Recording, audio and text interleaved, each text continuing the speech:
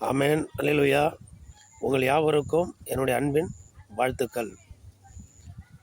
பாருங்க, நம்ம லூக்கா புஸ்தகத்தில் இயேசு கிறிஸ்துவை குறித்து, அவருடைய பிறப்பை குறித்து எழுதப்பட்டிருக்கிறது.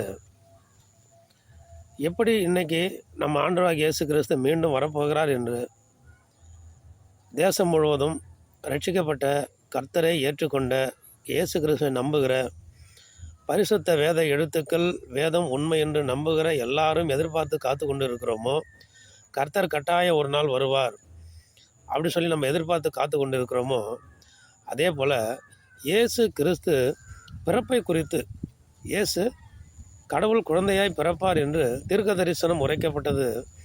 அதற்காக அன்றைய நாட்களிலே காத்திருந்தார்கள் 2000 ஆண்டுகளுக்கு முன்பு.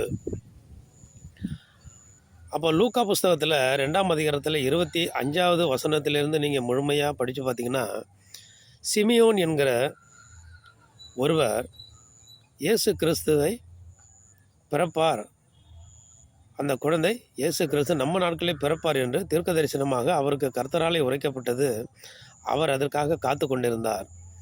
அதே தான் இதில் எழுதப்பட்டிருக்கிறது. பாருங்கள், சிமியோன் என்னும் பேர் கொண்ட ஒரு மனுஷன் எருசலேமிலே இருந்தான்.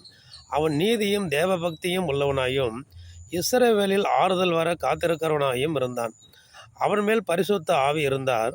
கர்த்தருடைய கிறிஸ்துவை நீ காணும் முன்னே மரணமடைய மாட்டாய் என்று பரிசுத்த ஆவினாலே அவனுக்கு அறிவிக்கப்பட்டும் இருந்தது. அவன் ஆவியின் ஏவுதலினால் தேவாலயத்திலே வந்திருந்தான். இயேசு என்னும் பிள்ளைக்காக நியாயப்பிரமாண முறைமையின்படி செய்வதற்கு தாய் தகப்பன்மார்கள் அவரை உள்ளே ஆலயத்திற்குள்ளே கொண்டு வந்தார்கள்.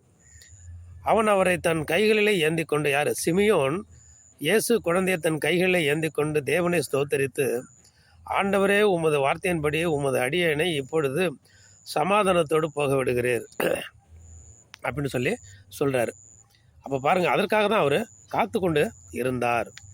அப்போது சிமியோன் என்கிற அவர் குழந்தைய கையில் இயேசு கிறிஸ்துவை ஏந்தி கொண்டு இப்படி சொல்லுகிறார், இன்றைக்கு இந்த இரட்சணியத்தை என் கண்கள் கண்டதே அப்படின்னு சொல்லி ஆண்டவரை வாழ்த்துகிறார். இயேசு கிறிஸ்து 2ஆம் முறை வருவார் என்று நம்ம காத்திருக்கிறோம். இயேசு பிறந்த பொழுது பிறப்பார் என்று தீர்க்க தரிசனம் நிறைவேற இவர் காத்திருந்தார்.